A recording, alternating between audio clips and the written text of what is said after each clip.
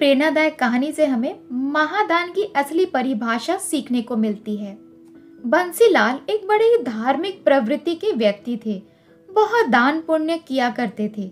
जिस भी मंदिर में जाते वहां खूब धन देकर आते थे। लेकिन अपने दान के इस व्यवहार का उन्हें अभिमान होने लगा, जो अंदर ही अंदर उन्हें इंसानियत के मार्ग से भटका रहा था। उनकी आंखों पर अहम का पर्दा पड़ा हुआ था। एक बार वह अपने परिवार के साथ हरिद्वार दर्शन के लिए निकले। अभी उन्होंने आधा रास्ता ही तय किया था कि अचानक उनकी गाड़ी में कोई खराबी आ गई। देखा कि पास में ही गांव है, तो उन्होंने सोचा गाड़ी ठीक हो तब तक यहाँ चलकर कोई सेवा की जाए। बंसीलाल परिवार के साथ गांव में निकल गए। वह एक खेत के पास से जा रहे थे तो उन्होंने देखा कि एक किसान उसकी बेटी के साथ खेत की मेड़ पर बैठा है। वह लड़की उदास थी और उस किसान की आंखें भी नम थीं।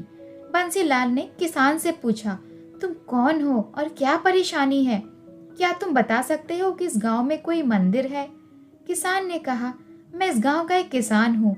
मेरी फसल बर्बाद हो जाने से मेरे पास भोजन के लिए कोई व्यवस्था नहीं हो पा रही है। 2 दिन से भूखी है मेरी बेटी और मैं चिंताग्रस्त हैं। किसान ने अपना हाल बताकर उन्हें मंदिर की ओर इशारा कर मंदिर की दिशा बताई। बंसीलाल मंदिर का पता जानकर वहां से चल दिए और मंदिर पहुंचे। दर्शन करने के बाद उन्होंने पुजारी जी को कहा, मैं दान करना चाहता हूँ, आप यह धन मंदिर के लिए स्वीकार करें। यह सुनकर बंसीलाल के बेटे ने अपने पिता का हाथ रोका और कहा, पिताजी, यह आप क्या कर रहे हैं? क्या आपका यह धन ईश्वर के खाते में पुण्य का जमा होगा? क्या आप नहीं जानते दान की सही परिभाषा क्या है? बेटे के मुंह से यह सुनकर बंसीलाल ने कहा, मैं वर्षों से दान पुण्य करता आ रहा हूँ। आज तुम मुझे दान की कौन सी परिभाषा सिखाना चाहते हो? उसका बेटा बोला, पिताजी, आप जो कर रहे हैं वह दान है, लेकिन महादान वह है जो किसी की आवश्यकता को भी तृप्त करे। वह किसान और उसकी बेटी जो कि 2 दिन से भूखे हैं, उन्हें इसकी आवश्यकता है और आप अपने इस परम कर्तव्य को भूलकर यह कौन सा पुण्य कमाना चाहते हैं?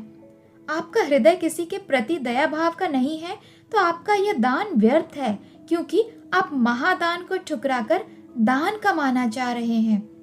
यह सुनकर बंसीलाल की चेतना को एक धक्का लगा और एक पल में उनका सारा अभिमान समाप्त हो गया।